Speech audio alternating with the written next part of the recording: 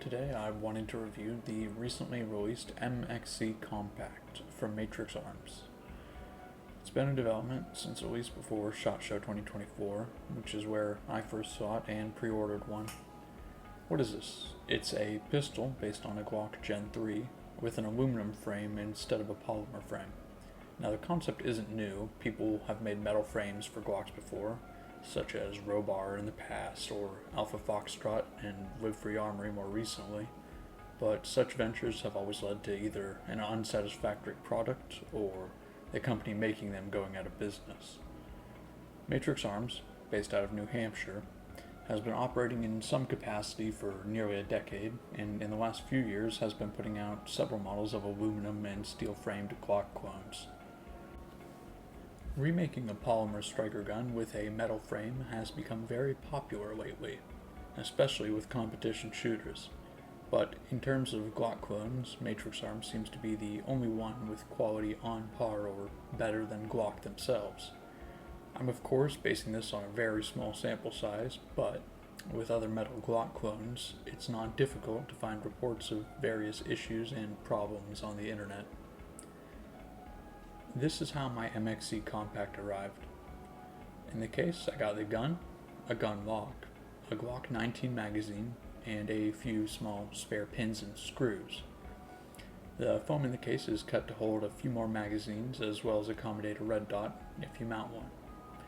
Now, let's take a look at the gun. It's the equivalent to a subcompact Glock slide on a compact frame or a G26 slide on a G19 frame. While I was making this video, Glock Store showed that they're working on that exact thing and calling it the 26X. The slide is a nice darker gray, and the frame is a beautiful clear coated aluminum with no Cerakote or other colors added.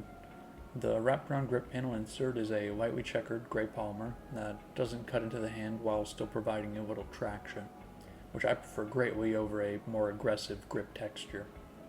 Although they do sell panels with more aggressive stippling if that's your preference. Back to the slide, you'll notice the entire length of the slide and the front half of the top has a sort of arrow design. It's a purposeful and attractive choice. It really makes me think of the Cube movies. It also comes factory cut for an RMR footprint optic with a plastic cover plate. The sights consist of two tritium dots in the back with a tritium dot surrounded by a glowing ring at the front. The frame has a single slot Picatinny rail, and on the front of the trigger guard has some nicely machined grooves. Not many people rest support hand fingers on the front of the trigger guard nowadays, but I find it a nice touch to include. The front strap of the grip has a nice light diamond patterned checkering, smooth, not aggressive, and the magazine well is beveled for easier reloading. The trigger guard has a nice undercut to it, same as you'd find on a standard Glock. The beaver tail is nice and generous to make sure slide bite won't be an issue. And the trigger itself is nothing to note, being an OEM Glock 19 trigger, which is always decent, but they do offer a 3-pound Timney Alpha trigger with the gun if you prefer. I tested this gun with 3 magazines, the Glock 19 mag that shipped with it, an extended 18-round mag from KCI, and a 14-round clear magazine from ETS. The ammo I shot was MaxTech 124 grain, Winchester service grade 115 grain, 124 grain 9mm from a manufacturer called Troy, and some Spear gold dots.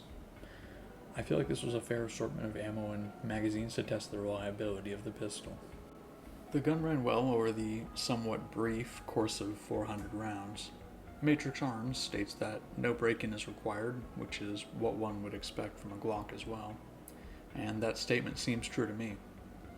I also chose to forego adding any additional oil to the gun during the test.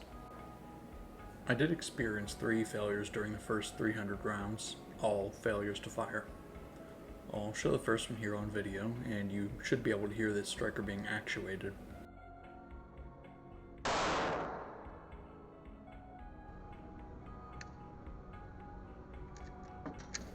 All 3 of them the primer was hit but didn't go off.